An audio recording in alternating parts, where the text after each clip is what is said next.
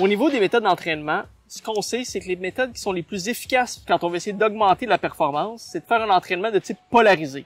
Essentiellement, la majorité des programmes d'entraînement sont construits de cette façon-là. C'est-à-dire qu'on fait un assez bon volume, en fait la majorité de notre volume d'entraînement à des vitesses plutôt basses, puis on fait une petite partie à des vitesses beaucoup plus élevées. Donc, on fait des entraînements de type intervalle, on fait des tempos, on peut faire des fartlets, donc ce qu'on appelle des entraînements de qualité.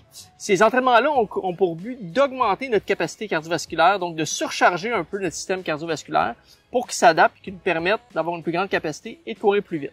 En général, la façon que les programmes sont construits, c'est qu'il y a au maximum 20% du volume total qui est fait dans les entraînements de qualité, donc de vitesse, à peu près 80% qui est du volume de base, qu'on fait des entraînements plus lents, donc à plus courte vitesse.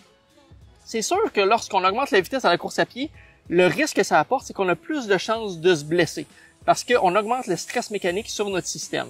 Donc, la façon un petit peu de contrer ça, encore une fois, c'est d'être très progressif dans l'intégration de nos entraînements de vitesse. En fait, c'est que la vitesse, le problème, c'est que lorsqu'on court plus vite, on augmente le stress mécanique de façon exponentielle sur notre corps. C'est-à-dire que de courir 10% plus vite, c'est pas 10% plus de stress mécanique sur notre corps. C'est probablement 30, 40 ou même 50% plus de stress, tout dépendamment de la vitesse sur laquelle on va aller.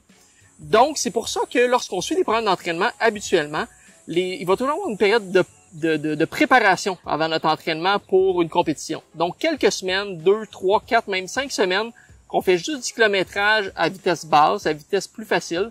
Et ensuite, on commence à intégrer des entraînements d'intensité. Donc, d'avoir des vitesses plus élevées, de faire des intervalles, puis éventuellement d'augmenter ces entraînements-là dans la semaine pour, encore une fois, dans le but de mieux performer. Si malheureusement, il y a une blessure qui survient, avant même de consulter un professionnel de la santé, c'est sûr qu'on va vouloir réduire un peu la quantité de course à pied qu'on met pour être capable de récupérer un peu. La première chose qui est à retirer de notre entraînement, c'est bien sûr les entraînements de vitesse puis d'intensité, parce qu'on sait que c'est ces entraînements-là, même si c'est un petit volume d'entraînement à notre semaine, c'est ces entraînements-là qui mettent le plus de stress mécanique sur notre système. Donc, en arrêtant ces entraînements-là, ça va réduire le stress mécanique total de façon assez substantielle. Ça peut déjà permettre aux gens de récupérer en partie de leur blessure ou de leur inconfort avant même de consulter leur professionnel de la santé, expert en course à pied.